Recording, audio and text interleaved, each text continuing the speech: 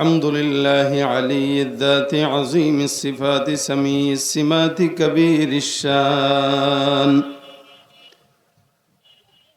جليل القدر رفيع الذكر مطاع الأمر جلي البرهان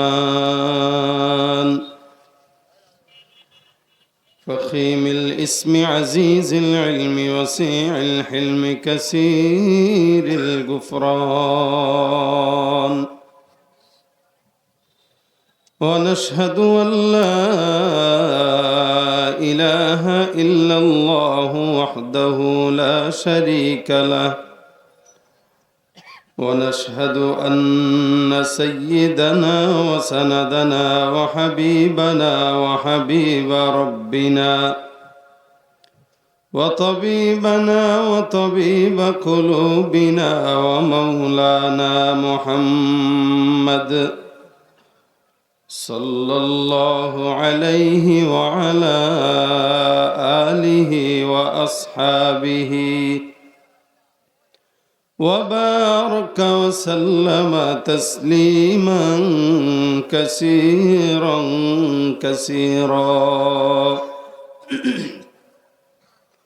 الذي أرسله الله تعالى بالحق بشيرا ونذيرا وداعيا إلى الله بإذنه وسراجا منيرا أما بعد فأعوذ بالله من الشيطان الرجيم بسم الله الرحمن الرحيم لقد جاءكم رسول من أنفسكم عزيز عليه ما عنتم حريص عليكم بالمؤمنين رؤوف رحيم صدق الله مولانا العظيم صدق رسوله النبي الكريم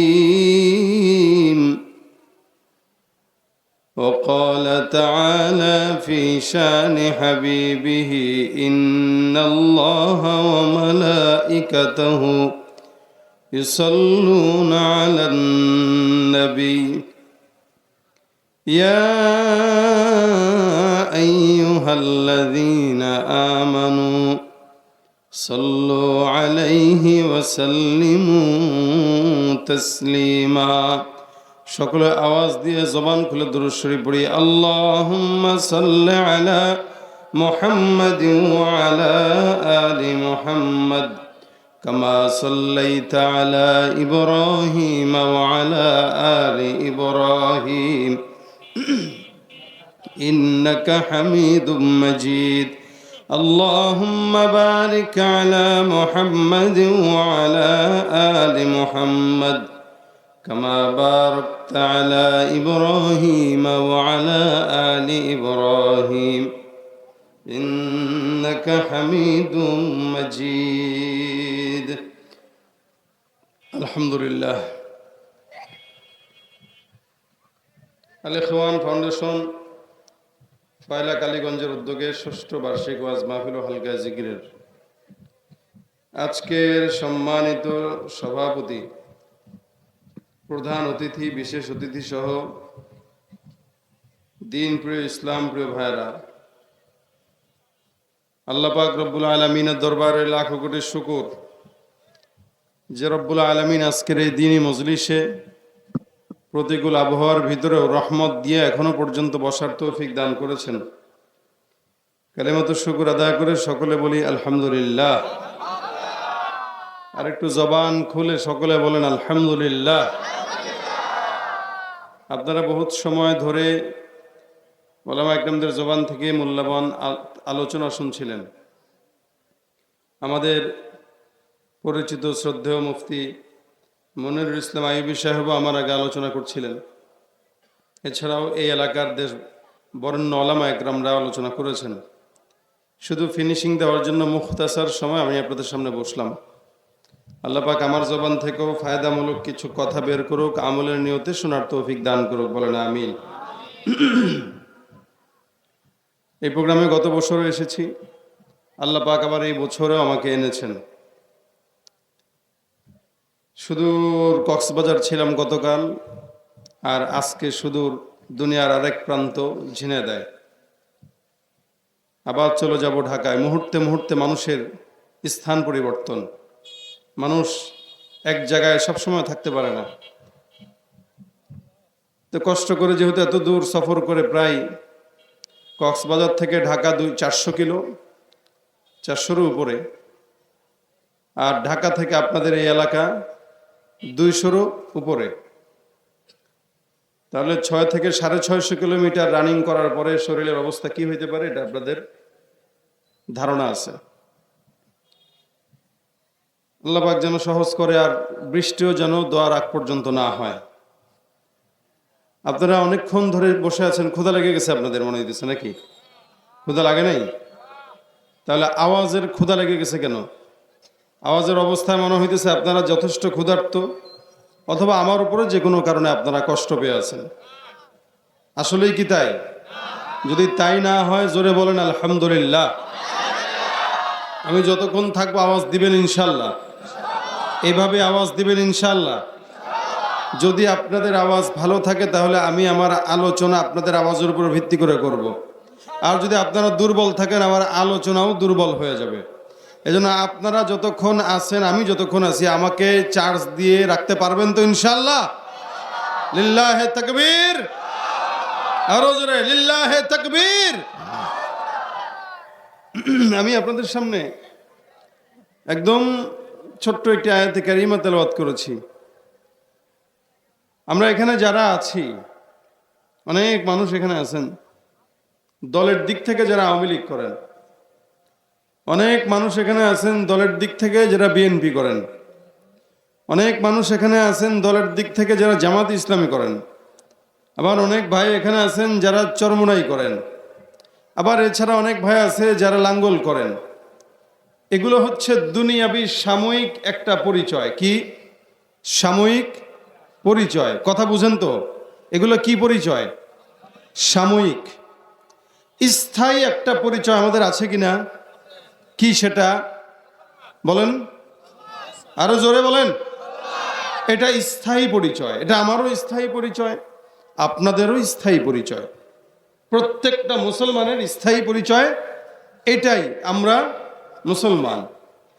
যেহেতু এটা স্থায়ী পরিচয়, স্থায়ী কেন বললাম?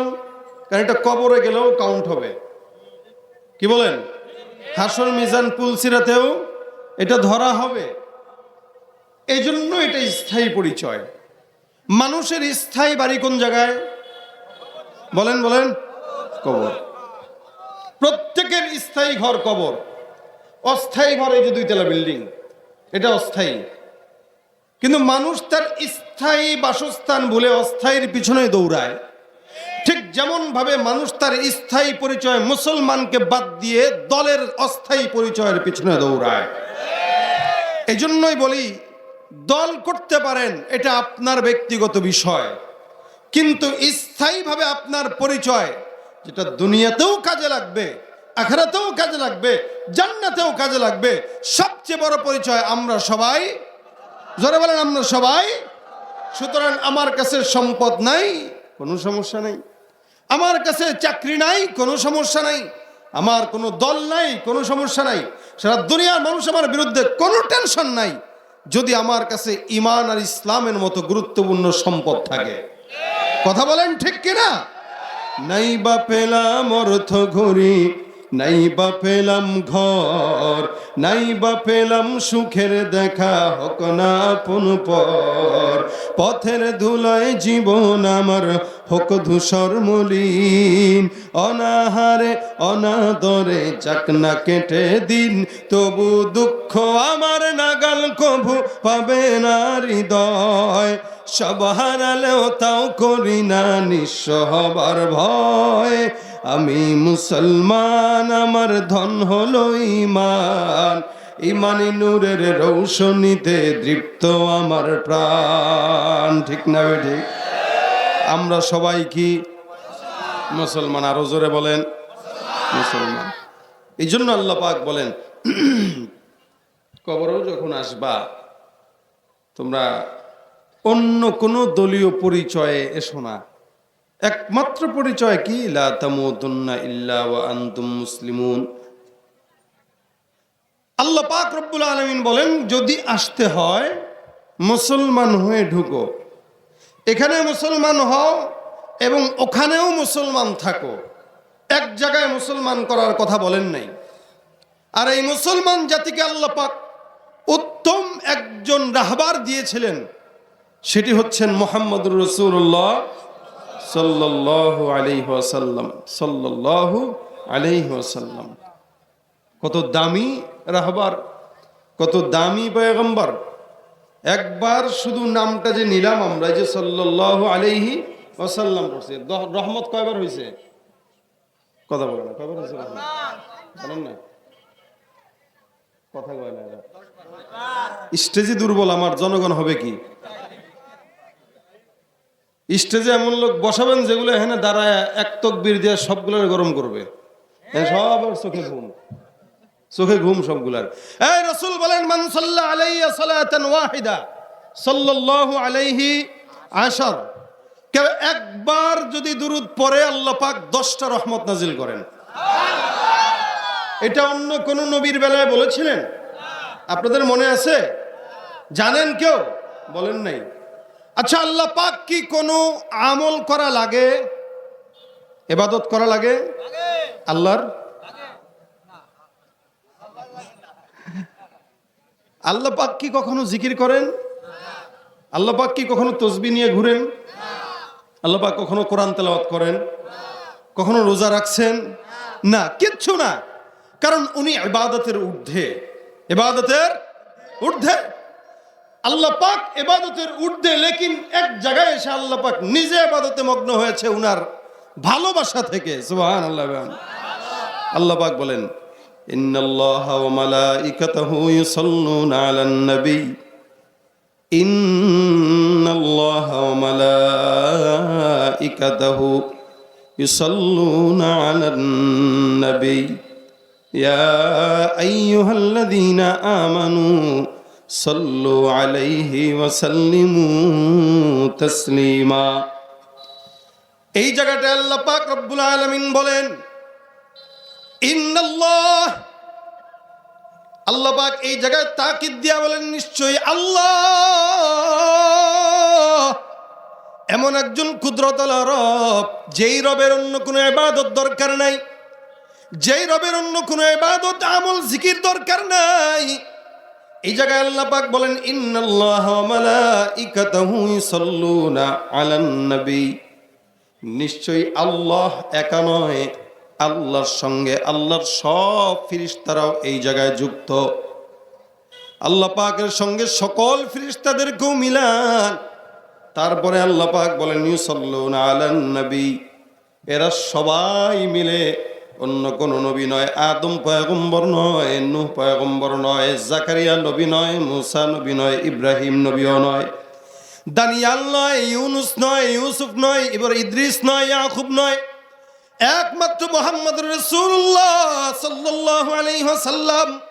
উনার কথা আল্লাহ পাক রব্বুল আলামিন বলে ডাক দেয়া বলেন, হে উম্মত, সব পয়গম্বরদের কথা আমি আল্লাহ বলি নাই, একমাত্র আখির জামানার নবী মুহাম্মদুর রাসূলুল্লাহ সাল্লাল্লাহু আলাইহি ওয়াসাল্লামের ব্যাপারে আল্লাহ পাক বলেন, নিশ্চয়ই আল্লাহ আর আল্লাহর সব ফেরেশতারা ওই পয়গম্বরের উপরে দুরূদের আমল করে। জোরে বলেন সুবহানাল্লাহ। নিশ্চয় আল্লাহ, আল্লাহর সমস্ত ফেরেশতারা ওই নবীর উপরে দুরূদের আমল করে। আপনি আমি দুরুদের আমল না করলেও কোনো যায় আসে না। আসমানের মালিক করে, আসমানের ফেরেশতারা করে, জমিনের ফেরেশতারা করে। গোটা দুনিয়ার মধ্যে যত হাজার কোটি কোটি মানুষ আছে, সব মানুষ বেশি না আল্লাহর ফেরেশতারা বেশি? সারা জমিনের মধ্যে আল্লাহ পাক যত ফেরেশতা বানাইছেন জানেন নাকি কত? জমিনের মধ্যে একটা ঘর, সবচাইতে প্রথম ঘর বাইতুল্লাহ, যেটাকে আল্লাহ পাক বলেন ইন্না আউওয়ালা বাইতিন উদিআ লিন-নাস লাল্লাযী বিবাক্কাতা মুবারাকান ওয়া হুদাল লিল আলামিন। আসমান নিচে জমিনের উপরে সর্বপ্রথম ইবাদতগাহ হলো বাইতুল্লাহ। এই ঘরের মধ্যে বান্দারা তওয়াফ করে যতবার মন চায় ততবার। আজকে যদি কেউ উমরায় যায়, আগামীকাল যদি চায় পারবে। আজকে যদি কেউ তওয়াফ করে, আগামীকাল তওয়াফ করতে পারবে। এর জন্য কোনো বাধা ধরা নিয়ম নাই। ওই বাইতুল্লাহর বরাবর আসমানের মধ্যে আল্লাহ পাকের আরেকটা ঘর, সেই ঘরের নাম বাইতুল মামুর। আল্লাহ পাক রব্বুল আলামিন ওই ঘরটাকে ফেরেশতাদের জন্য ইবাদতগাহ বানাইছেন। জমিনের মধ্যে যেই ঘরটা আছে এটা উম্মতের বান্দাদের জন্য। আসমানের মধ্যে যেই ঘরটা আছে ওটা আসমানের ফেরেশতাদের ইবাদতের জন্য। জমিনের ঘর কোনোদিন এক সেকেন্ডের জন্য তাওয়াফ থেকে খালি হয় না। আসমানের বাইতুল মামুর এক সেকেন্ডের জন্য তাওয়াফ থেকে খালি হয় না। কিন্তু আসমানের ওইটা তাওয়াফ করে ফেরেশতা, জমিনের ঘর তাওয়াফ করে আল্লাহর বান্দা। জমিনের ঘরের তাওয়াফের ক্ষেত্রে কোনো নিয়ম নির্দেশনা নাই, কিন্তু আসমানের যে ঘর বাইতুল মামুর, ওইটার ক্ষেত্রে নিয়মতান্ত্রিকতার সঙ্গে আল্লাহর সকল ফেরেশতারা ওই জায়গাটায় তাওয়াফ করে। কোনো একটা ফেরেশতা যদি একবার তাওয়াফ করে ও আর জিন্দেগিতে করতে পারে না। প্রত্যেক দিন আল্লাহর ওই বাইতুল মামুর ঘরটা তাওয়াফ করার জন্য ৭০,০০০ ফেরেশতা প্রত্যেক দিন আল্লাহর ওই ঘরটা তাওয়াফ করে। একবার কোনো ফেরেশতা যদি তাওয়াফ করে যায় দুনিয়ার জিন্দেগিতে কিয়ামত পর্যন্ত বলে আর কশিন কালেও ওই ফেরেশতা দ্বিতীয়বার তাওয়াফ করার সুযোগ পাবে না। সুবহানাল্লাহ। এবার বুঝেন কতগুলা ফেরেশতা আল্লাহ পাক দান করলেন। এত এত কোটি কোটি ফেরেশতা। আল্লাহ পাক ডাক দিয়া বলেন, সবাই আমার পয়গম্বরের দুরূদ পড়ে, আমি আল্লাহ আমার দুরূদ পড়ি। হে উম্মতেরা আসমানের দিকে তাকাও, আসমানটা আমার পয়গম্বরের দুরূদ পড়ে। জমিনের দিকে তাকাইলে জমিনটা আমার নবীর দুরূদ পড়ে। ওই আসমানের মেঘের দিকে তাকাও, ওই মেঘমালাটা আমার পয়গম্বরের প্রশংসা গায়। জমিনের মধ্যে এমন কোন জড়জীব সৃষ্টিজীব নাই যে সৃষ্টিজীব আমার নবীর প্রেমে পাগল না। আরে সৃষ্টিজীবের মালিক যার প্রেমে পাগল, এই সৃষ্টিটা ওই বান্দার প্রেমে পাগল হওয়াটাই তো স্বাভাবিক, ঠিক কিনা? মোহাম্মদ হামেদে হামদে খুদা বস, খুদা মদ হে আফরি মুস্তফা বস। আসমানের নিচে জমিনের উপরে কোনো বান্দা যদি দুনিয়ার জিন্দগিতে নবীর উপরে দরুদ না পাঠ করে, আল্লাহর কসম আল্লাহর কোনো যায় আসে না। কারণ আমার নবীর প্রশংসা গাওয়ার জন্য আসমানের মালিক একাই যথেষ্ট। জোরে বলেন ঠিক কিনা? এ ভাইরা আমার খুব বুঝবেন, আল্লাহ পাক বলেন তোমাদের মধ্য থেকে এমন দামি একজন নবীকে আমি আল্লাহ বানাইলাম, যেই নবীকে আমি আল্লাহ তোমাদের ভিতর থেকেই দিলাম যাতে করে তোমাদের দরদ বুঝে। ফেরেশতাদের ভিতর থেকে দিলে ফেরেশতারা উম্মতের দরদ বুঝে না, মানুষের দরদ বুঝে না। মানুষের দরদ বুঝার জন্য মানুষ হওয়া লাগে, মেয়ের দরদ বুঝতে হলে মেয়ে হওয়া লাগে, পুরুষের দরদ বুঝতে হলে পুরুষ হওয়া লাগে। আল্লাহ পাক উম্মতের দরদ বুঝার জন্য উম্মতের মতো করেই আমার পয়গম্বরকে পাঠাইলেন। লাকাদ জাআকুম রাসূলুম মিন আনফুসিকুম, তোমাদের মধ্য থেকেই তোমাদের নিকট একজন রাসূলকে আমি আল্লাহ প্রেরণ করে দিলাম। তার অন্যতম গুণ আল্লাহ পাক রব্বুল আলামিন বলেন এই উম্মতের প্রতি কত দরদ। সারা জমিনের মধ্যে কোটি কোটি উম্মতরা, আমার পয়গম্বরের দরদ আমাদের জন্য আপনার জন্য কেমন? আল্লাহ পাক রব্বুল আলামিন বলেন আজিজুন আলাইহি মা আনিতুম হারিসুন আলাইকুম বিল মুমিনিনা রাউফুর রহিম। এই নবী মরণ পর্যন্ত একটা উম্মতের কষ্ট কোনোদিন জিন্দেগিতে সহ্য করতে পারে নাই, যার কারণে তায়েফের ময়দানে এত আঘাত দেয়। আমার পয়গম্বর তায়েফের ময়দানে গেলেন দ্বীনের দাওয়াত দেওয়ার জন্য। ওখানে যাওয়ার পর আঘাতের পর আঘাত, আঘাতের পর আঘাত। আল্লাহ পাক জিব্রাইলকে পাঠায় দেয়া বলেন, জিব্রাইল আমার নবীর কাছে যাও। আর যায় ডাক দেয়া বলে, আমার নবী যদি চায় আমি আল্লাহ এই পাহাড়টাকে, তায়েফটাকে উল্টায় দিব। দুই পাহাড়টাকে যদি একটা আঘাত দেয়া জিব্রাইল ফেরেশতা বাড়ি দিয়া দেয়, ওই পাহাড় আর টিকে না। আমার পয়গম্বর গেজা বলো, পয়গম্বর রাজি কিনা? নবী আমার ডাক দেয়া বলে, জিব্রাইল তুমি তো বলতেছো আল্লাহ পাক এই পাহাড়কে ধ্বংস করবে। আল্লাহর কসম করে বলি, আজকে যারা আমি রসুলকে না জেনে গালি দেয়, এরাই একদিন আমার জন্য জীবন দেওয়ার জন্য তৈয়ার হয়ে যাবে। আয় পয়গম্বরের উম্মতরা, সেদিন যদি আমার নবী বদদুয়া দিতেন, গালি দিতেন, আজ পর্যন্ত ইসলামে এই পর্যন্ত আসা সম্ভব ছিল না। নবী আমার আসমানের দিকে হাত তুলে ডাক দেয়া বলে, আল্লাহুম্মা হদি কওমি, হে আমার মালিক এদেরকে হেদায়েত দাও, কারণ এরা জানে না আমি পয়গম্বর সত্য, আমি পয়গম্বর তোমার থেকে প্রদত্ত একজন আখির জামানার নবী। এটা যদি জানতো, এরা জিন্দেগিতে আমি নবীকে গালি দিত না, আঘাত দিত না, পাগল বলতো না, অন্য কোনো কষ্টও দিত না। জানে না, যার কারণে আঘাত দেয়, যার কারণে কষ্ট দেয়। কিন্তু মালিক গো, এরা তো বুঝে না, আমি তো বুঝি, তুমি তো বুঝো। এদেরকে যদি হত্যা করা হয়, জমিনের মধ্যে তুমি বলনেওয়ালা লোক আর কেউ থাকবে না। হে মালিক গো, দুনিয়ার জমিনে এদেরকে মারারও দরকার নাই, মাগার হেদায়েতের দরকার আছে। আল্লাহ পাক তোমার কাছে তাদের জন্য হেদায়েতের দোয়া করি, যাতে এদের সন্তানেরা, পূর্বসূরি বা পরের উম্মতেরা আমি নবীর জন্য, তোমার জন্য প্রেমে পাগল হয়ে ইসলামের দাওয়াত চতুর্দিকে ছড়াইতে পারে। নবী আমার কতটুকু মায়ার নবী হইলে, মানুষ গালি দিলেও আল্লাহর নবী কোনোদিন গালির জবাব দেন নাই। আল্লাহর নবী সাল্লাল্লাহু আলাইহি সাল্লাম কোনোদিন আঘাতের জবাবও দেন নাই। নবী আমার সাল্লাল্লাহু আলাইহি সাল্লামের আখলাক যেমন ছিল, সাহাবা একরামদের আখলাক এমন ছিল। এই কারণে আল্লাহ পাক সাহাবা একরামদের আদর্শের কথা কোরআনের মধ্যে বলেন, মুহাম্মাদুর রাসূলুল্লাহ ওয়াল্লাযীনা মাআহু আশিদ্দাউ আলাল কুফফার রুহামাউ বাইনাহুম। আল্লাহ পাক বলেন, আপনি তাদেরকে দেখবেন তারা পরস্পর একজনের জন্য আরেকজন আন্তরিকতার প্রতি মহাব্বত শুধুমাত্র দ্বীনের জন্য। এই কারণে নবী বলেন, এই যদি মহাব্বত কারো সঙ্গে করা লাগে, আল হুব্বু ফিল্লাহ ওয়াল বুগদু ফিল্লাহ, ভালোবাসবো কার জন্য জবানটা খুলে বলেন, শত্রুতা করব কার জন্য জোরে বলেন। ভাইরা আমার, রাসূলকে আল্লাহ পাক আমাদের মধ্য থেকেই পাঠাইছেন দিলের মধ্যে দরদ দিয়া। উম্মতের দিলের ভিতরে অশান্তি, উম্মতের কোনো বিপদ, উম্মতের কোনো ঝামেলা আমার নবী সহ্য করতে পারে না। এটা আল্লাহর হাবিব সাল্লাল্লাহু আলাইহি সাল্লামের দিলের ভিতরে আল্লাহ পাক আলাদাভাবে ঢুকায় দিয়েছেন।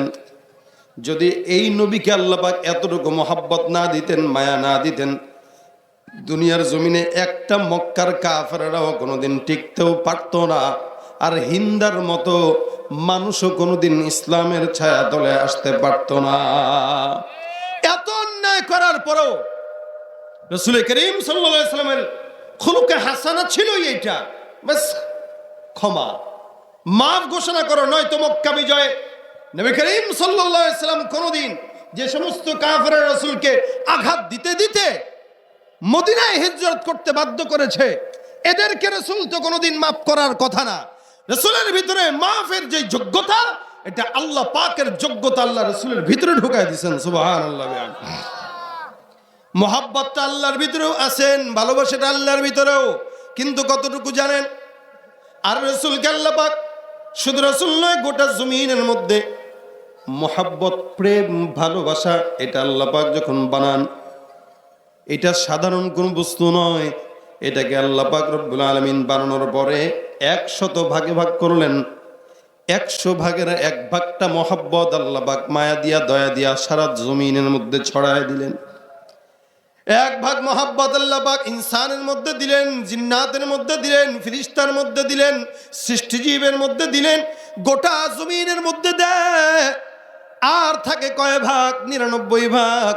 নবী করিম সাল্লাল্লাহু আলাইহি ওয়াসাল্লাম বলেন, এক ভাগ মহব্বত নিয়ে মায়ের প্রতি সন্তানের যদি এত দরদ থাকে, এক ভাগ মহব্বত নিয়া একটা সন্তান তার মা বাবার প্রতি যদি এত দরদ থাকে, এক ভাগ মহব্বত নিয়া ভাই বোনের মধ্যে যদি এত দরদ, আল্লাহর নবী ডাক দেয়া বলেন, বান্দা তোমরা জানো আল্লাহর দিলে কত মায়া।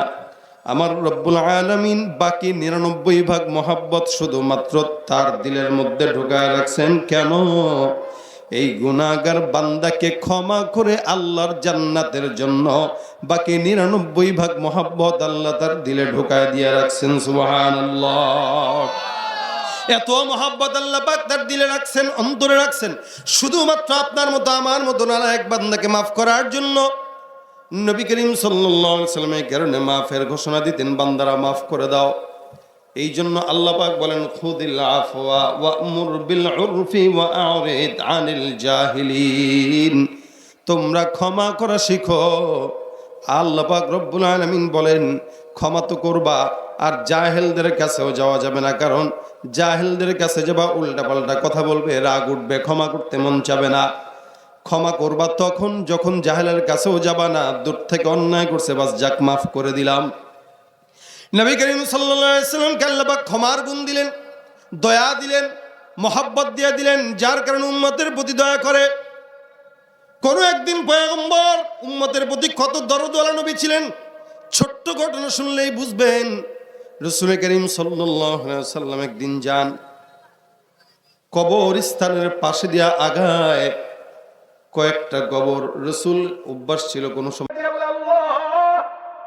এই কবরওয়ালার কবরের মধ্যে আযাব, মালিক এই কবরের মধ্যে যিনি আছে, মালিক তুমি তারে ক্ষমা করে দাও। নবী বারবার হাত উঠায় আর বারবার হাতটা নামায়, আল্লাহ কবুল করতেছে না। সাহাবাত নাই পাশে দাঁড়ানো, নবী আবার হাত তুলে আবার নামায়, বলে না রে, আল্লাহ কবুল করে না, আল্লাহর নিকট দোয়া পৌঁছায় না। যাও যাও, মদিনার এই কবরস্থানের ভিতরে যাদের কবর তাদের সবাইকে ডেকে আনা, সবাইকে বলো যার যার পরিচিত মানুষের কবরের সামনে দাঁড়ানোর জন্য। আমি রাসূল এই কবরের মধ্যে আযাব থেকে সহ্য করতে পারতেছি না, কে কোথায় আছো এই জায়গাটায় দাঁড়ায় যাও। রাসূল করিম সাল্লাল্লাহু আলাইহি ওয়াসাল্লামের কথা অনুযায়ী সবাই সবার কবরের সামনে আসলেন। এটা মায়ের কবর, এটা বাবার কবর, এটা বিবির কবর, এটা ভাইয়ের কবর, এটা অমুকের কবর। সমস্ত বান্দাদের কবরের সামনে সকল আত্মীয়রা দাঁড়ানো।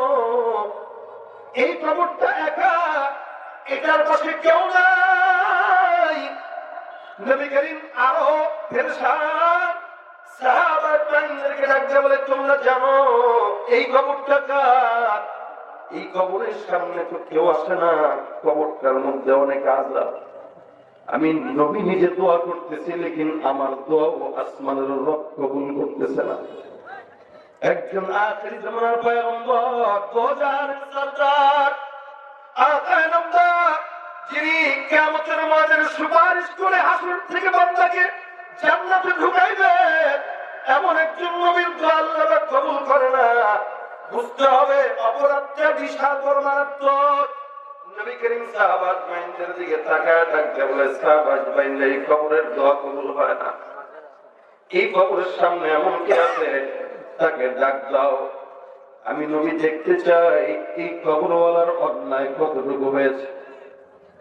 অনেকক্ষণ পরে আল্লাহ নবী তাকায় দেখে, দূর থেকে দেখা যায় একজন মুরব্বী বৃদ্ধা হাতের মধ্যে লাঠিটা ভর করে করে সামনের দিকে আগাইতেছে। রাসূল সাল্লাল্লাহু আলাইহি ওয়াসাল্লাম বুঝে গেলেন এটা মনে হয় এই বৃদ্ধার কারো কবর হবে। বৃদ্ধা আস্তে আস্তে হঠাৎ করে কবরের সামনে দাঁড়ায়। রাসূল করিম সাল্লাল্লাহু আলাইহি ওয়াসাল্লাম ডাক দিয়ে বলেন, মা গো, এটা কার কবর? বৃদ্ধা ডাক দিয়ে বলতেছে, ইয়া রাসূলুল্লাহ, এটা অন্য কারো নয়, এটা হলো আমার পুত্র ধন কলিজার টুকরা, আমার সন্তানের কবর। রাসূল করিম সাল্লাল্লাহু আলাইহি ওয়াসাল্লাম ডাক দিয়ে বলে, কবরের ভিতরে আযাব, আমি অত্যন্ত পেরেশান, আপনার সন্তানের ব্যাপারে আমাকে কিছু বর্ণনা করেন, আপনি কিছু বলেন। নবী করিম বারবার ডাক দেয়া বলতেছেন।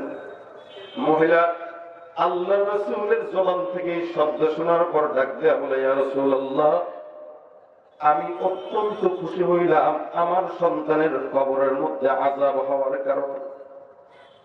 রাসূল করিম সাল্লাল্লাহু আলাইহি সাল্লাম আফসোস করে ডাক দেয়া বলে, ইন্না লিল্লাহি, কি বলে? হে বৃদ্ধা মা, আপনি আপনার সন্তানের আযাব যদি নিজের চোখে দেখতেন, আল্লাহর কসম আপনি আপনার কথা জিন্দেগিতে এমনি বলতেন না, আমি নবী দোজাহানের সরদার হয়ে কবরে আযাব দেখি। দয়া করে আপনি আপনার কবরের ভিতরে শায়িত সন্তানের জন্য আল্লাহর দরবারে একটু দোয়া করে দেন। বৃদ্ধা ডাকতে বলে, না না, এটা তার প্রাপ্য ছিল, এটাই সে পায়। আল্লাহর নবী ডাক দিয়া বলেন, কেন? রাসূল করিম সাল্লাল্লাহু আলাইহি ওয়াসাল্লাম ডাক দিয়া বলতেছেন, কেন আপনি এত তার উপরে খেপা? ওই বৃদ্ধটা ডাক দিয়া বলতেছে, কারণ আছে। নবী করিম বলেন, ডাক দিয়া বলেন, একটু বলেন তো। ওই বৃদ্ধ ডাক দিয়া বলতেছে, হে পয়গম্বর, তার উপরে রাগ করার কারণ, আমি আমার সন্তানটাকে পেটের মধ্যে নিয়ে, গর্ভের মধ্যে নিয়ে আমার স্বামীকে হারাইলাম। দীর্ঘ বছর পর্যন্ত আমি আমার স্বামীর সঙ্গে আমার সম্পর্ক নাই, বিধবা হওয়ার কারণে। যৌবন ছিল, চেহারাও ভালো ছিল, চাইলে অন্যত্র কোন জায়গায় বিবাহ বসতে পারতাম, লেকিন বিবাহ বসি নাই। আমি আমার সন্তানের চেহারার দিকে তাকায় কোন জায়গায় বিবাহ বসি নাই। ইয়া রাসূলুল্লাহ,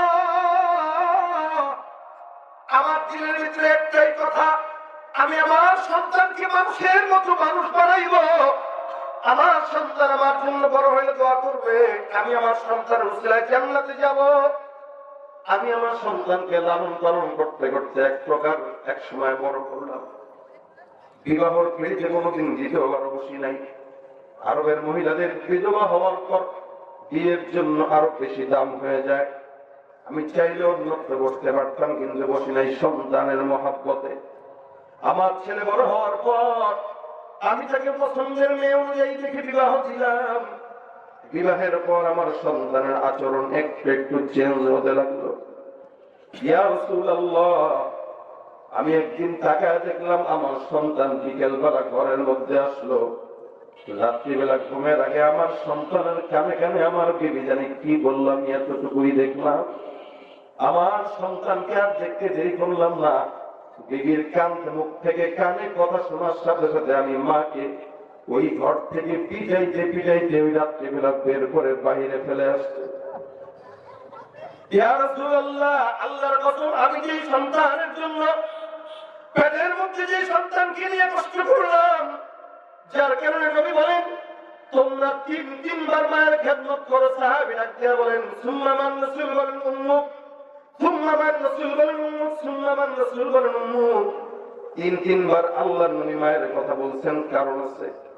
এক নম্বর হইল, একটা গর্ভধারিণী মা তার প্রথমে সন্তানটাকে পেটের মধ্যে ধরে। 2 নম্বর, একটা গর্ভধারিণী মা সন্তানকে প্রসবের যন্ত্রণা সহ্য করে। 3 নম্বর, একটা মা সন্তানকে দুধ পান করানোর কষ্ট সহ্য করে। এই কারণে আল্লাহর নবীও বলেন, প্রথমবার মায়ের খেদমত, দ্বিতীয়বার মায়ের খেদমত, তৃতীয়বার মায়ের খেদমত। সুবহানাল্লাহ। ইয়া রাসূলুল্লাহ, আমি আমার সন্তানকে বুকের মধ্যে লালন করার জন্য কোনদিন কোন স্বামীর বুক বেছে নেই নাই। আমি আমার বুকটা আমার সন্তানের আরামের বিছানা বানাইলাম। এই সন্তানের জন্য জীবন যৌবনটাকে শেষ করলাম। আমার সন্তানের দিকে তাকাইয়া অন্য কোন মহব্বতের জায়গায় যাই নাই। আমার সন্তানকে পছন্দের সুন্দরী রমণী দেখে বিবাহ আমি দিয়ে দিলাম। কিন্তু আমার সন্তান এটা কি করলো? বিবির কথা শুনলো, যাচাইও করলো না, বাছাইও করলো না, তাকাইলো না। যেই মা তাকে দীর্ঘদিন পর্যন্ত নিজেকে আগলায় রাখার জন্য কোনোদিন কোনো জায়গায় যায় নাই, সেই মায়ের গায়ের মধ্যে সে আঘাত দিয়ে ঘর থেকে দাঁড়ায় দিল। ইয়া রাসূলুল্লাহ, আমি সেদিন দোয়া করছি, আল্লাহ, হে আসমানের মালিক রব্বে কারীম, যেই সন্তানটা মায়ের মর্যাদা বুঝলো না, ওই সন্তানটাকে খবর তুমি এটার শাস্তি দাও। আল্লাহ নবী বলেন, মা যদি বদদোয়া করে আসমানের রবের মধ্যে মায়ের দোয়ার মধ্যে কোনো তফাৎ থাকে না। হে যুবক, মায়ের সন্তান হওয়ার পরে তুমি বিবির বউ জামাই হয়ে তোমার মাকে তুমি কষ্ট দাও, তুমি চিন্তাও করলা না। যে মা তোমাকে নারী ছিঁড়ে পেট থেকে বের করলো, সাধারণ অন্য কোন মেয়ের জন্য মাকে কষ্ট দেওয়া আসল সন্তান নয়, এটা হলো নাফরমান সন্তান আলামত। রাসূল করিম সাল্লাল্লাহু আলাইহি ওয়াসাল্লাম শুনলেন, এই মায়ের আচরণটা শুনলেন। রাসূল বললেন, এটা তো অবশ্যই বাস্তবতা। আপনি মা হয়ে দোয়া করলেন, আল্লাহ পাক দোয়া কবুল করলেন। কিভাবে বুঝাই, আমি কিভাবে বুঝাই? আপনার সন্তানের কবরের মধ্যে কি আযাব, এটা যদি আপনি মা চোখে দেখতেন। যে সন্তানের মহাব্বতে পড়ে জীবনে কোনোদিন বিবাহ করেন নাই, এই সন্তানের উপরে আযাবটা একটা নজর দেখলে আপনি জিন্দেগিতেও এই শাস্তিটা মানতে পারতেন না। নবী করিম বলেন, যাক না, যা হয়েছে হোক না, মাফ করে দে।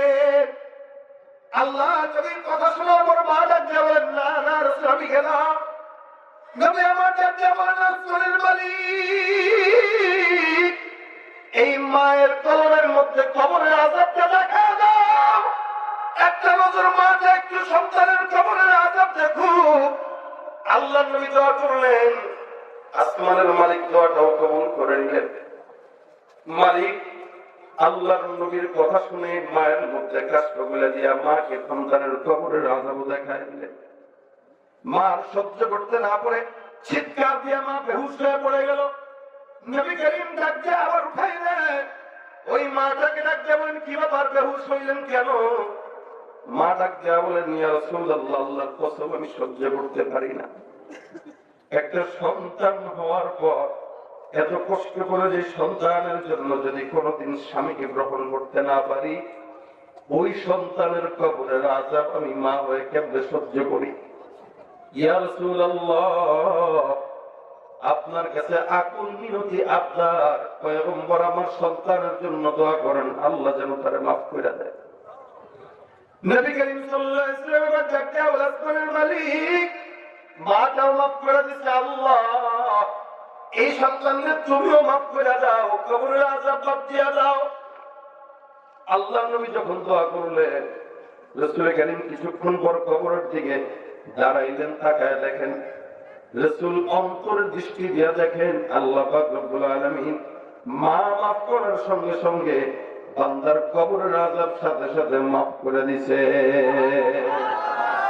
জনম জনম থাকতে পারি সব কিছুকে ভুলে, মায়ের বিয়োগ ব্যথায় আমি মরছি তিলে তিলে, ওই সোনামুখ না দেখিলে কেমনে রব ঘরে, মা জননী আসবে কি আর আমার বুকে ফিরে, মা জননী আসবে কি আর আমার বুকে ফিরে। চোখের জলে বাঁধ মানে না, বুক ভেঙে যায় চিরে, মা জননী আসবে কি আর আমার বুকে ফিরে। ভাই আমার খুব বুঝবেন, নবী করিম সাল্লাল্লাহু আলাইহি ওয়াসাল্লাম এই জায়গায় দিলের দরদ নিয়ে আল্লাহর নবী আল্লাহর কাছে দোয়া করছেন, অবশেষে মায়ের কাছেও মাফ চাইলেন। বোঝা গেল এক নম্বর এখান থেকে যেটা বুঝলাম, কোনদিন সুন্দরী বিবি পেয়ে মায়ের সঙ্গে খারাপ ব্যবহার করা যাবে নাকি বলেন তো? অধিকাংশ যুবকদের হালও এখন এরকম, বুঝে ঠিকই, মা যখন চলে যায় তখন বুঝে, কিন্তু তখন চোখ দিয়া রক্ত বেরোইলেও কোনো ফায়দা আছে? এই জন্য যারা বিয়ে করছেন তাদের জন্য এটা সতর্কবাণী। হাজারো বড় বড় বুজুর্গি হবেন, আপনি ডিগ্রি অর্জন করতে পারবেন, অনেক তাহাজ্জুদ করতে পারবেন, তাসবিহ জপতে পারবেন, মায়ের খুশি অর্জন করতে না পারলে জান্নাত অর্জন করতে পারবেন না। এটাই বাস্তবতা, এটা আমার রাসূলের কথা। মায়ের সন্তুষ্টি নিয়ে তারপরে মরেন। 2 নম্বর, রাসূল করিম সাল্লাল্লাহু আলাইহি ওয়াসাল্লামের দরদ থেকে রাসূল সহ্য করতে পারে নাই যে উম্মতের একটা লোক, আরে রাসূল তো কাফেররাও জাহান্নামে যাবে এটা তো সহ্য করতেন না, সেখানে মুসলমান জাহান্নামে যাবে এটা কিভাবে সহ্য করে? কখনো আল্লাহর হাবিবের সামনে সন্তান লাশ নিয়ে যাইতো কাফেরের, রাসূল সাল্লাল্লাহু আলাইহি ওয়াসাল্লাম দেখে বলতেন, আহ আমার সামনে দিয়ে লাশ যাইতেছে, মুসলমান যদি হইতো রে তো জান্নাতে যাইত। আহা বেচারা ইসলামের জন্য শুধু জাহান্নামে যাবে। রাসূল তার দিলের দরদ থেকে আবু তালেবকে কানে কানে মৃত্যুর আগে বলেছিল, চাচা খালি একবার বলেন, একবার, কেউ জানবে না, আমি নবীও কাউকে বলবো না, আপনি শুধু একবার বলবেন যে আপনি আমাকে মানেন এবং আপনি আল্লাহ পাককে মেনেছেন, বিশ্বাস করেন, একবার বলেন। আবু তালেব সারা জিন্দেগি রাসূলের সেবা করেছেন, সবচাইতে বেশি অবদান আল্লাহ রাসূলের প্রতি আবু তালেবের, যার কারণে আল্লাহ রাব্বুল আলামিন ওনাকে শাস্তি কম দিবেন। তবে কতটুকু কম রাসূল বলেন? আবু তালেবকে আল্লাহ পাক সবচাইতে শাস্তি কম দিবেন, কিন্তু যেটা দিবেন ওটা কি? শুধু পায়ের মধ্যে একটা জাহান্নামের আগুনের জুতা পরায় দিবেন, যেই আগুনের তাপে টকটক করে তার মাথার মগজ ফুটতে থাকবে, নাউযুবিল্লাহ, মগজ ফুটবে। এটাই তার শাস্তির সবচেয়ে নিম্নমানের দরজা। তাহলে উচ্চমানের দরজার শাস্তি কি হইতে পারে এটা তো আল্লাহই না জানে। রাসূলকে এত মহব্বত করার পরে যেখানে সারা আরবকে ট্যাকেল দিয়ে রাসূলকে সে প্রোটেকশন দিয়ে প্রোটোকল দিয়ে নিয়ে গেছে, সেই আবু তালেবকে নবী বলতেছেন, একবার বলেন, আপনি একবার, কানে কানে বলবেন। আবু তালেব বলছেন, মুহাম্মদ বিশ্বাস করি তুমি নবী, তোমাকে যদি আমি না জানতাম তাহলে তোমার সহযোগিতা করতাম না, কিন্তু আমি মানতে পারবো না, মুখ দিয়ে স্বীকার করতে পারবো না। স্বীকার করলে বংশের কাছে, এলাকার মানুষের কাছে, দলের কাছে ছোট হইতে হবে, এটা আমি করতে পারবো না। তুমি দয়া করে বাবা মানে এই আবদারটা মনে রাখে বললো না, কারণ তোমাকে আমি ভালোবাসি, তুমি বলতে বলতে দেখা যাবে এক সময় মায়া লেগে গেছে, তোমার কথা শুনেও ফেলতে পারি, সুতরাং তুমি এটা নিয়ে দ্বিতীয়বার আমাকে বলো না। রাসূল সাল্লাল্লাহু আলাইহি ওয়াসাল্লাম ইন্তেকালের আগেও বুঝাইছেন, কেন? দিলের তরফ থেকে, আমার চাচা আমাকে সবচেয়ে বেশি আদর করার পরেও এই চাচা যদি জাহান্নামী হয় তাহলে কি মানা যায়? এটা কেউ কি মানবে যে তার আপন চাচা জাহান্নামে যাবে? কেউ কি মানবে যে তার আপন বাবা জাহান্নামে যাবে? এটা কে মানতে চায়? কেউ মানতে চায় না, নবীও তো মানতে চান না। একটা কাফেরের বেলায় মানতে চান না, সেখানে তার চাচার ব্যাপারে কেমনে মানবে? রাসূল সাল্লাল্লাহু আলাইহি ওয়াসাল্লাম ছিলেন, এজন্য নবী বলেন, আনা নবিয়্যুর রাহমা। আল্লাহ পাক ডাক দিয়ে বলেন, মা আরসালনাকা ইল্লা রাহমাতাল লিল আলামিন ওয়া মা আরসালনাকা ইল্লা রাহমাতাল লিল আলামিন। আমাকে আল্লাহ পাঠান নাই, তবে সারা জমিনের জন্য রহমত পাঠাইছেন। সুবহানাল্লাহ। এই রহমতটাকে নিয়ে নবী করিম সব সময় বারবার উম্মতের জন্য রহমতের দোয়াই করেছেন। এই জন্য নবী বলেন, এই নবীকে মানো, অন্তত মহব্বতটা করো, মহব্বতটা অন্তত করো। এক সাহাবী রাসূলের কাছে আসছেন, এটা লাগিয়ে বলতেছেন, রাসূল আপনার অনেক ভালো লাগে, এই যে আপনার মজলিস থেকে গেছি আবার উঠে গেছি। রাসূল থেকে গেছেন যে আবার রাসূলের কাছে আসছেন, এসে লাগিয়ে বলতেছেন, রাসূল আর একটু আসলাম কাজের জন্য। বলে, কি কাজ? একটু আগে না আমার কাছ থেকে গেলাম, আবার আসলাম কেন? প্রচুর ভালো লাগে, এই যে একবার গেলাম আবার আসতে মন চাইলো, আবার যাচ্ছে আবার আসতে মন চাইলো, এই যে বারবার আপনার কাছে আসা, এটা একটা নেশা হয়ে গেছে। হুজুর এই নেশাটা কি করবো? কম হুজুর একটা বিপদ, খালি আপনার কাছে আসতে মন চায়। এখন আমি টেনশন করতেছি বাসায় শুয়ে শুয়ে, কি যে আপনার কাছে তো দুনিয়াতে মন চাইলে চলে আসতে পারি, জান্নাতে তো আপনি থাকবেন সবচেয়ে উচ্চ জান্নাত, জান্নাতুল ফিরদাউসে। জান্নাতুল ফিরদৌসের উপর হচ্ছে আল্লাহ পাকের আরশ, এটার নিচে হচ্ছে জান্নাতুল ফিরদৌস। আপনি অত উপরে থাকবেন। এখন সেদিন যদি আপনাকে দেখতে মন চায়, এখন দুনিয়াতে যেন দৌড় দিয়ে দিয়ে চলে আসে, সেদিনকে পারবো এটা? কারণ আপনি থাকবেন নবীদের সাথে, অন্যদের সাথে, কেমনে সম্ভব আমার মতো সাধারণ সাহাবী আপনার ওই জান্নাতুল ফিরদৌসে যায় দেখা করা? রাসূল সাল্লাল্লাহু আলাইহি ওয়াসাল্লাম বলেন, তাই নাকি? বলে হ্যাঁ। এটা কি বলবো আমিও তো কিছু বলতে পারতেছি না। তা আল্লাহ পাক আয়াত নাযিল করে দিয়েছেন, ومن يطع الله والرسول فأولئك مع الذين أنعم الله عليهم من النبيين والصديقين والشهداء والصالحين। এই দুইজনকে মানো, আল্লাহ পাক বলেন দুইজনকে মানো, এক আল্লাহ, দুই রাসূল। এই দুইজনকে মানলে আমি আল্লাহ চারজনের সঙ্গে জান্নাতে রাখবো। কথা বুঝে নাই? কয়জন? চারজনের সঙ্গে। আল্লাহ বলেন মানো দুইজনকে রাখবো চারজনের সঙ্গে। আর এক সাহাবী এসে ডাক দিয়া বলেন, মাতা সাআ ইয়া রাসূলুল্লাহ, নবী কিয়ামত কবে? নবী ডাক দিয়া বলেন, মা আ'দাত্তা। বেটা, কয়দিন পর পর এসে কিয়ামতের কথা জিজ্ঞাসা করো? কিসের এত তোমার কিয়ামতের ব্যাপারে আগ্রহ? আর এমন কি আমল আছে যে তুমি কিয়ামত হলে পার পেয়ে যাবা? প্রস্তুতি কি এটা বলো। সাহাবী ডাক দিয়া বলেন, কোনো প্রস্তুতি নাই। রাসূল বলেন, তাহলে প্রস্তুতি ছাড়া কিয়ামতের কথা জিজ্ঞাসা করা কেন? সাহাবী ডাক দিয়া বলেন, ইন্নী উহিব্বুল্লাহ ওয়া রাসূলাহু, আমার কাছে প্রস্তুতি না থাকলেও আমি আমার রাসূল আর আমার আল্লাহকে ভালোবাসি, এটাই আমার প্রস্তুতি। সুবহানাল্লাহ। নবী করিম তারজমা বলেন, ইন্নাকা মা'a মান আহবাবতা, নিশ্চয়ই তোমার ভালোবাসা যার সাথে থাকবে আল্লাহ পাক তোমাকে জান্নাতে তার সাথে রাখবে। সুবহানাল্লাহ। আপনারা বলবেন আপনি নবীকে মহব্বত করেন কিনা? এত দেরি হইল কেন? জোরে বলেন, করেন কিনা? করেন কিনা? করেন কিনা? আল্লাহ তুমি সাক্ষী থাকো আমরা তোমার নবীকে মহব্বত করি। আল্লাহ তুমি সাক্ষী থাকো আমরা তোমাকে মহব্বত করি। সুতরাং আমাদের সবাইকে তোমার হাবিবের সঙ্গে জান্নাতে রাখো। আমিন বলেন। এটা রাসূলের মহব্বতের ফায়দা।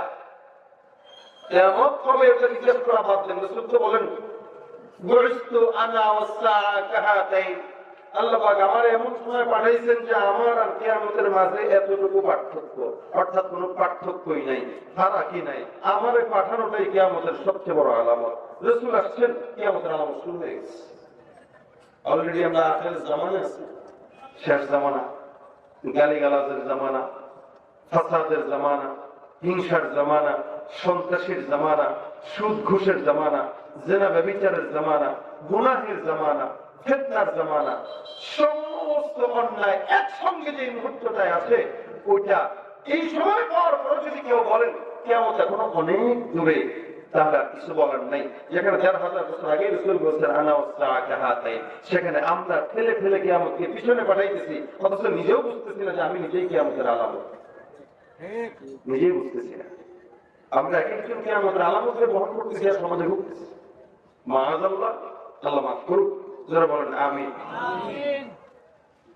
আমি যে হাদিসটা শেষে শুনে রাসূল বলেন, ইন্নাকা মা'a মান আহবাবতা, আল্লাহর নবীকে ভালোবাসার কয়টা আল্লাহ পাক রব্বুল আলামিন ফায়দা কোরআনে বলেন।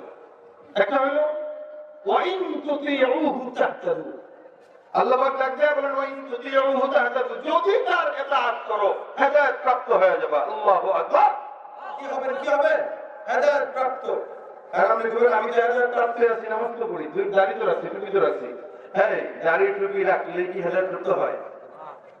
হেদায়েত বহুত বড় দামি জিনিস। এটার ব্যাখ্যা এলাকার বড় বড় কোন মুহাদ্দিস ফকি, কোন পীর সাহেব, বুজুর্গ, হযরতের কাছে জিজ্ঞাসা করবেন। নামাজ পড়লেই হেদায়েত প্রাপ্ত হয় না, হেদায়েতের আরো অনেক অর্থ আছে। আল্লাহ পাক বলেন ইন তুতিউহু তাহতাদু, যদি তাকে পরিপূর্ণ ইতাআত করো তো হেদায়েত প্রাপ্ত হয়ে যাবে। এটা এক নম্বর ফায়দা। দুই নম্বর ফায়দা, ওয়াতিউল্লাহ ওয়ার রাসূল লাআল্লাকুম তুরহামুন, আল্লাহ পাক বলেন যদি কেউ আল্লাহ এবং আল্লাহর রাসূলকে ইতাআত করে তাহলে আমি আল্লাহ তাদেরকে দয়া করব, রহম করব। সুবহানাল্লাহ। এক নম্বরে আল্লাহ কি করবেন? হেদায়েত দিবেন। 2 নম্বরে আল্লাহ পাক রহমত দান করবেন। হেদায়েতের পরে রহমতটা অনেক জরুরি। যদি হেদায়েত হয়ে গেল, রহমত যদি না করে আবার গুমরা হবে। এই কারণে হেদায়েত পাওয়ার পরে রহমত দিয়া কবর পর্যন্ত হেদায়েতের উপর অটল থাকার জন্য আল্লাহ রহমত দরকার আছে না নাই? আল্লাহ পাক হেদায়েতও করবেন, রহমতও করবেন। আজকে আল ইখওয়ান এই ফাউন্ডেশনের থেকে 2 বছর যাবত প্রোগ্রামটা করতেছে। প্রথম 2 বছরই আমাকে এনেছে, যদিও প্রোগ্রাম এটা 6ষ্ঠ বার্ষিক, কিন্তু এর আগে হয়েছিল। বাকি 2 বছর ধরে ইখওয়ানের উদ্যোগে হচ্ছে, ফাউন্ডেশনের উদ্যোগে। যে সমস্ত যুবকরা এই আল ইখওয়ান ফাউন্ডেশনের সাথে আছেন, প্রত্যেকটা যুবককে আল্লাহ রাসূলের খাঁটি আশিক বানায় দেন। আমিন। বলেন আমিন। আমিন। আপনাদের সন্তান যেমন গত বছর যে ছেলেটা ছিল, আজকে সেই ছেলেটা নাই। আল্লাহ পাক তার কবরে আমাদের সব সওয়াবগুলো পৌঁছায় দেন। আমিন। মুফতি মনির সাহেব সহ এই সংগঠনের যত ভাইরা আছেন, সমাজ সেবামূলক কাজ করে যাচ্ছেন, এলাকার খেদমতের কাজ করে যাচ্ছেন, অনেক বড় সওয়াবের কাজ। আমরা চাই এই কাজটা বলবৎ থাকুক এবং কন্টিনিউ এই কাজের আমলটা হোক। আপনারাও তাদেরকে সঙ্গ দিবেন, সহযোগিতা করবেন, তাদেরকে ডাকবেন, তাদেরকে পরামর্শ দিবেন, তাদেরকে মাঝে মাঝে 2-4 টাকা করে পকেটে দিয়ে বলবেন, না ওইটা তোমার সংগঠনে রাখো, কাজে লাগবে। এই চেষ্টাগুলো আপনারা করবেন, তাহলে আপনারাও এই সওয়াবের কিছু ভাগীদার হবেন বলে আশা করা যায়। তো আজকের এই মাহফিলটা সার্থক হোক, কামিয়াবি হোক। মুফতি মনির সাহেব আছেন, আলহামদুলিল্লাহ, বহুত মেহনত করছেন। বেচারার গলা সবসময় ভাঙা থাকে, আজকেও ভাঙা। ওই যে চিল্লায় খালি আপনাদের যুবকদেরকে নিয়ে কথা বলতে হয়। মাহফিলও তো সারা বছর করে, আর কত কষ্ট করবেন। আল্লাহ উনাকেও সুস্থতার হায়াত দান করুক এবং ওনার মা বাবার জন্য দোয়া চেয়েছেন, তাদেরকেও সুস্থতার হায়াত দান করুক। আপনাদের জন্য দোয়া করি, যারা কষ্ট করে বৃষ্টির মধ্যেও মহাব্বত নিয়ে এই পর্যন্ত বসছেন। আপনাদের জানে, মালে, ইমানে, আমলে, হায়াতে, রিজিকে আল্লাহ পাক বারাকা দান করুক। বলেন আমিন। সকলে একটু দুরূদ শরীফ পড়ুন। আল্লাহুম্মা সাল্লি আলা সাইয়্যিদিনা ওয়া নাবিয়্যিনা ওয়া শাফিঈনা ওয়া হাবিবিনা মাওলানা মুহাম্মদ সাল্লাল্লাহু আলাইহি ওয়া আলা আলিহি ওয়া আসহাবিহি ওয়া বারাক ওয়া সাল্লিম। আল্লাহুম্মা সাল্লি আলা সাইয়্যিদিনা ওয়া নাবিয়্যিনা ওয়া শাফিঈনা ওয়া হাবিবিনা মাওলানা মুহাম্মদ সাল্লাল্লাহু আলাইহি ওয়া আলা আলিহি ওয়া আসহাবিহি ওয়া বারাক ওয়া সাল্লিম। আস্তাগফিরুল্লাহ রাব্বি মিন কুল্লি যামবি ওয়া আতুবু ইলাইহি লা হাওলা ওয়া লা কুওয়াতা ইল্লা বিল্লাহিল আলিয়্যিল আযীম। আল্লাহুম্মা আনতাস সালাম রব্বানা যালামনা আনফুসানা ওয়া ইন লাম তাগফির লানা ওয়া তারহামনা লানাকুনান্না মিনাল খাসিরিন। ربنا فاغفر لنا ذنوبنا وكفر عنا سيئاتنا وتوفنا مع الأبرار رب العالمين। মাগরিব থেকে এই পর্যন্ত গুনাহগার বান্দারা গুনাহের বোঝা মাথায় নিয়ে তোমার শাহী দরবারে হাত তুলছে। আল্লাহ মেহেরবানি করে তুমি প্রত্যেকের গুনাহ খাতা তুমি আল্লাহ মাফ করে দাও। আয় আল্লাহ, যে আলোচনা হয়েছে জানে, মালে, ইমানে, আমলের মধ্যে বরকত দান করে দাও। আল্লাহ সমস্ত ভুল ত্রুটি ক্ষমা করে সওয়াবগুলো মদিনার রওজা মুবারকে পৌঁছায় দাও। মালিক গো, মেহেরবানি করে আমাদের মধ্যে যে সমস্ত যুবকরা, যে সমস্ত ভাইরা এই জায়গায় বসছে, আল্লাহ প্রত্যেকটা ভাইদেরকে তুমি কবুল ও মঞ্জুর করে নাও। মালিক গো, যারা সহযোগিতা করেছে তাদের সহযোগিতা কবুল করে নাও। আয় আল্লাহ, যারা দোয়া চেয়েছেন তাদের সকলের মনের নেক মাকাসিদ হাসানাকে পূরণ করে দাও। মালিক গো, এলাকার উপর খাস রহমত নাযিল করে দাও। ফিতনার জামানায় ফিতনা ফাসাদ থেকে তুমি আল্লাহ আমাদেরকে হেফাজত করো। আল্লাহ রব্বুল আলামিন, মেহেরবানি করে অন্ধকার কবরে যারা শুয়ে আছে প্রত্যেকের কবরগুলোকে জান্নাতের বাগান বানায় দাও। এই কমিটির সদস্য আল্লাহ যে অন্ধকার কবরে শুয়ে আছে, আল্লাহ ওই ভাইকেও তুমি আল্লাহ মাফ করে জান্নাতের মেহমান বানায় দাও। আয় আল্লাহ, আমাদের সকল মা বোনদেরকে পর্দার বিধান মেনে চলার তৌফিক দান করে দাও। আল্লাহ, জিন্দেগিতে একবার হলো তোমার হাবিবের রওজা মুবারক জিয়ারত করার তৌফিক দান করে দাও। বারবার যাওয়ার তৌফিক দান করে দাও। আল্লাহ রব্বিরহামহুমা কামা রব্বায়ানি সগীরা রব্বিরহামহুমা কামা রব্বায়ানি সগীরা। সুবহান রাব্বিকা রব্বিল ইজ্জাতি আম্মা ইয়াসিফুন ওয়া সালামুন আলাল মুরসালিন আলহামদুলিল্লাহি রাব্বিল আলামিন। আসসালামু আলাইকুম ওয়া রাহমাতুল্লাহি ওয়া বারাকাতুহু।